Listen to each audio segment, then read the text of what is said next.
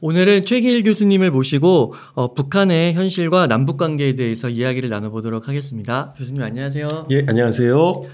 네, 교수님 최근에 북중 국경 지역을 다녀오셨다고요? 예, 지난 8월 달 네. 북한과 중국 관련 연구자분들과 네. 함께 북중 국경 지역을 답사할 수 있었던 기회가 있었습니다. 네. 압록강으로부터 두만강, 그러니까 훈춘 지역에 이르기까지. 그래서 훈춘은 북중러 3국이 이제 그 국경선을 맞닿아 놓고 있는 지역인데요. 네. 정확하게는 이제 1334km입니다. 그래서 이게 이제 전 세계적으로 이 강을 이제 강 자체를 네. 국경선으로 정해 놓은 거예요. 네. 그러니까 무슨 얘기냐면 압록강과 두만강 그 자체가 북한과 중국의 이제 국경선이 돼 버리는 거죠. 그 강 자체가. 네. 그래서 이제 백두산 천지도 제가 이번에 올라갔다 왔는데 다행히 기상이 맑아서 제가 천지를 제대로 좀 볼 수 있었던 또 소중한 기회가 됐는데 네. 백두산을 기점으로 압록강이 이제 물줄기가 서해 쪽으로 흘러요. 그리고 또 백두산을 중심으로 두만강이 이제 동해 쪽으로 물줄기가 이렇게 흐르면서 이제 백두산 천지를 기점으로 그래서 우리 압록강과 두만강 그래서 네. 전체 1334km인데 저도 이제 북중 국경 지역 답사를 하면서 좀 느낀 게 네. 저도 원래 청와대 안보실에서 북한 대북정보업무도 담당하고 했었지만 뭐 북한에 대한 어떤 사회 체제나 실상을 접근하는 데 있어서 좀 제한적일 수밖에 없고요. 그래서 우리가 관련 문서나 보고서들로만 의지할 수밖에 없고 일부 사진 자료들, 일부 영상 자료들을 우리가 또 입수를 해서 그것을 분석을 하는데 뭐 국정원이나 외교부, 통일부 이런 관련 정부 부처에서 또 그런 자료들을 이제 청와대 국가안보실이랑 같이 네. 이제 자료 분석을 하는데 저도 좀 사실은 좀 의아했어요. 왜냐하면 북한의 어떤 좀 모습을 이미지를 생각을 해보면 북한에 있는 모든 산은 다 민둥산이고 맞아요. 그리고 북한은 이제 전력난이 극심하여 밤마다 촛불 켜놓고 있다. 그러니까 저희가 알기로도 그렇고 저도 실제로 이제 북한의 열악한 그런 이제 북한 주민들의 삶이 그러할 것이다라고 저도 알고 있었는데 네. 글쎄요 1334km에 이르는 압록강으로부터 두만강에 이르는 지역까지 네. 북한의 뭐 신의주와 해산 뭐 다양한 뭐 큰 도시뿐만 아니라 작은 소규모 이제 농촌 마을의 형태까지도 우리가 이제 눈으로 보면서 네. 북한의 가옥의 형태가 물론 뭐 그냥 단순한 슬라브 형태나 판잣집 형태도 많았지만 우리나라로 따지면 뭐 빌라나 아파트 형태 또는 뭐 단독주택이 우리나라 뭐 전원주택처럼 네. 그리고 페인트 칠이 잘 돼 있어요. 그래서 그래요?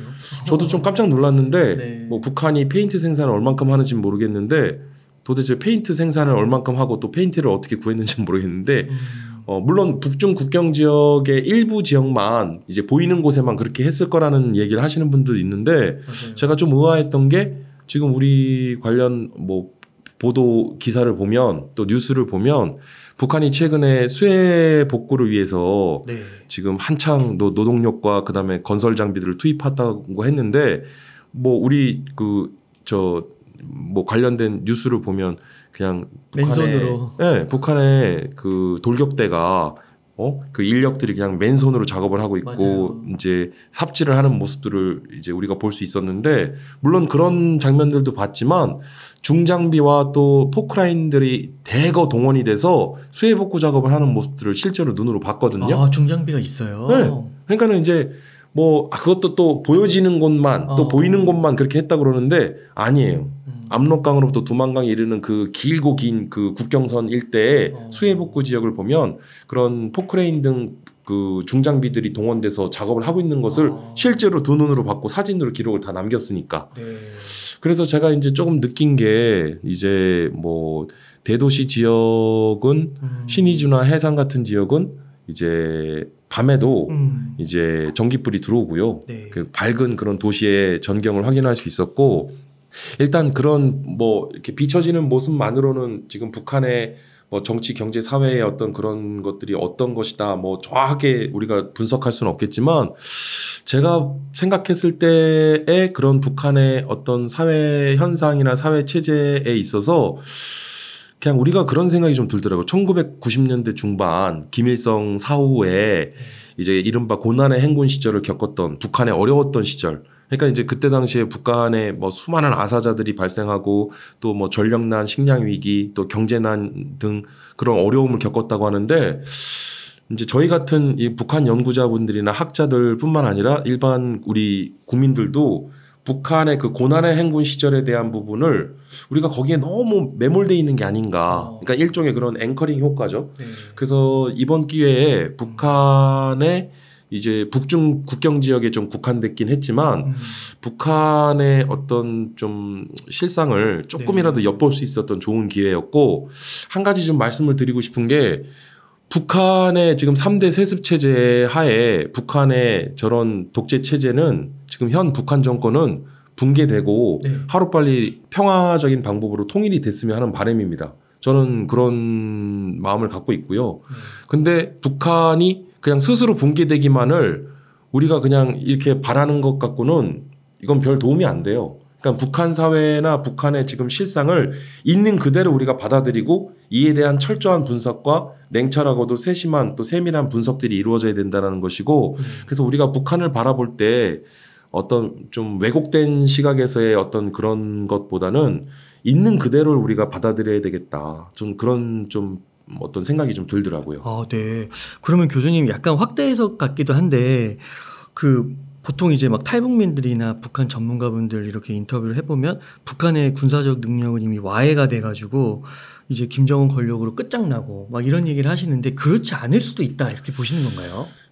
자, 우리나라 국방부는요, 2년에 한 번씩 국방백서를 발간합니다. 그래서 국방백서에는 적 위협이 나와요. 그래서 이제 적 위협으로서 이제 주적이라는 표현을 쓰기도 하는데 북한의 이제 실질적이고도 북한의 그런 위협적인 군사적 그런 수준들을 평가했는데 기본적인 북한의 군사력 평가에 있어서 첫 번째 북한군 상비병력 128만. 근데 이 128만이라고 하는 수치가 언제부터 128만인지 모르겠어요. 약간 미스테리이긴 한데 자, 북한의 인구 지금 우리나라 대한민국 인구 지금 우리가 1인당 국민 총소득이 3만 달러를 넘었죠. 그다음에 5,200만. 그러니까 이제 3050 클럽에 우리가 전 세계 10번째 이름을 올린 거 아닙니까? 근데 반면에 북한은 인구 2,500만이라고 해요. 근데 2,500만이 안 될 거라고 해요. 그래서 최근에 정보기관이나 우리 정부 당국에서도 북한의 인구를 한 2,200만 내지는 한 2,000만 내외로 평가를 하고 있는 것이 일반적인데 최근에 탈북민들 보면 이제 북한의 고위직 탈북자들 또 탈북이 또 두드러지는 특징이 있는데 그분들의 증언에 입각해서 보자면 북한의 인구가 2천만이 채 안 될 거라는 얘기를 해요. 그래서 북한 인구 한 1,800만 내외일 것이다. 그리고 또 최근에 김정은 위원장이 또 그 출산 장려를 합니다. 그러니까 북한에서도 북한 인민들에게 애를 많이 낳으라고 해요. 그러니까 북한이 지금 인구 우리와 더불어 인구 감소에 따른 그런 또 문제가 있다라는 거죠.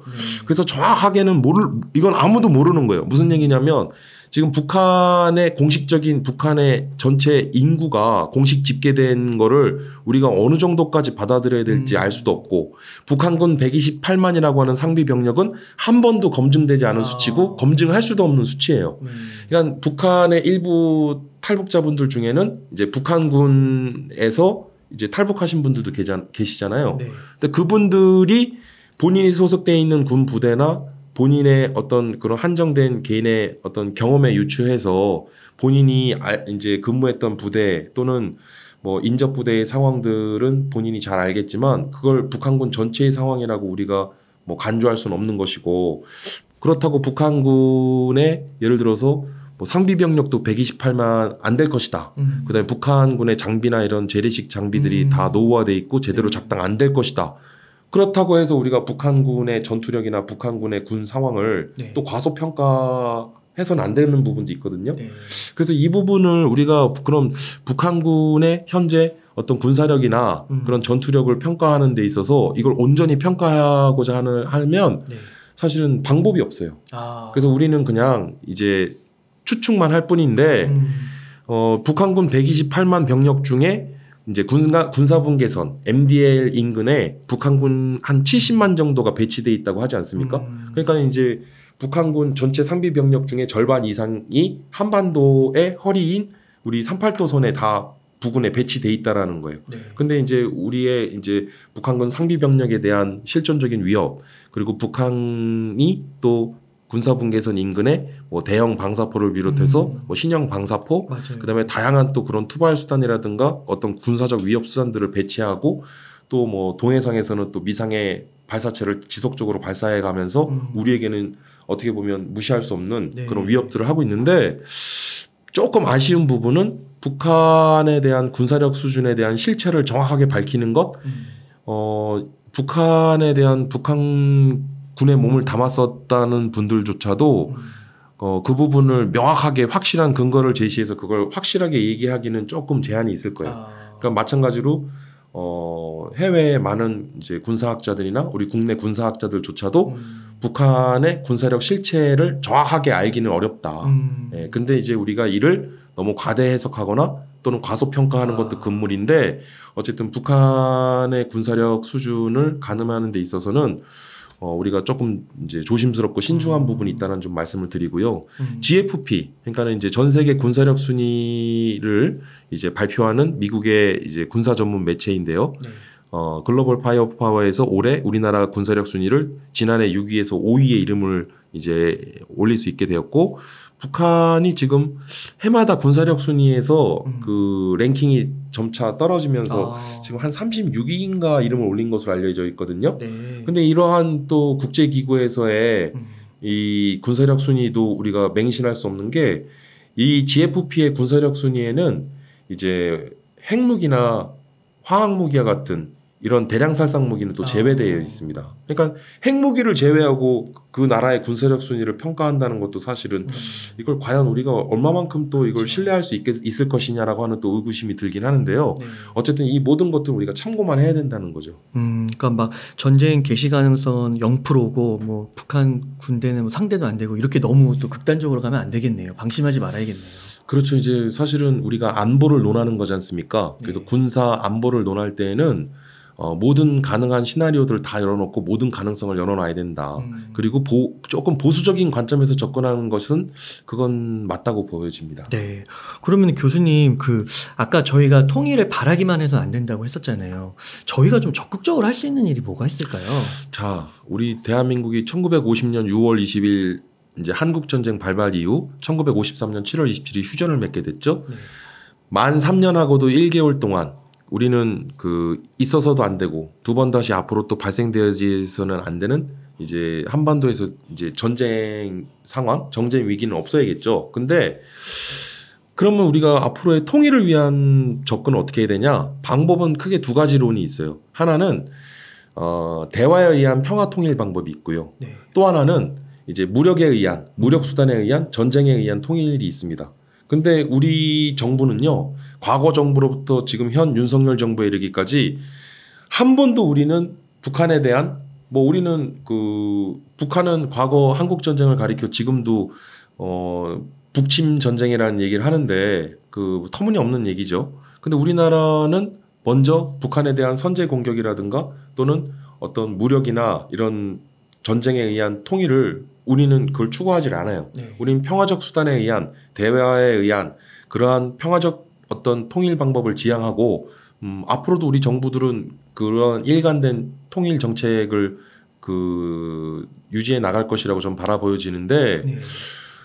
근데 또 안보를 논하고 또 이런 이야기를 할 때는 또 순진한 동화 속 얘기만 할 수 없기 때문에 뭐 북한과 우리 대한민국이 통일을 위해서 지향에 대한 바람직한 방향은 당연히 전쟁은 지향하고 우리는 평화적 수단과 평화적 방법에 대한 통일을 우린 고민을 해야 되는데 네. 쉽지 않아요. 네. 그러니까 굉장히 더디고 또 이게는 또 많은 공을 들이고 또 많은 또 이제 주변국들이 또 도와줘야 되는데, 뭐 지난 문재인 정부 시절 사실 북한과의 다양한 그런 평화 통일을 위한 여러 가지 이제 정책들을 추진했는데 좀 아쉬움이 많이 남고 또 반성이 되기도 해요. 한편으로는 우리가 조금 더 적극적으로 할 수 있지는 않았을까, 우리가 조금 더 좀 잘 할 수 있지 않았을까 하는 좀 아쉬움이 남기도 하는데, 뭐 이런 말씀드리면 또 우리 구독자분들이 또 오해하실 수도 있는데, 이게 북한 문제에 있어서만큼은요, 우리 대한민국 정부의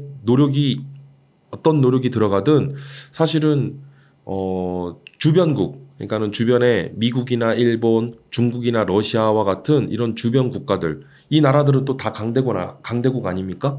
이 주변 국가들의 도움 없이는, 협조 없이는 북한 문제를 접근하고 북한 문제에 대한 여러 가지 해법을 제시하는 데 있어서는 굉장히 좀 소극적일 수밖에 없어요.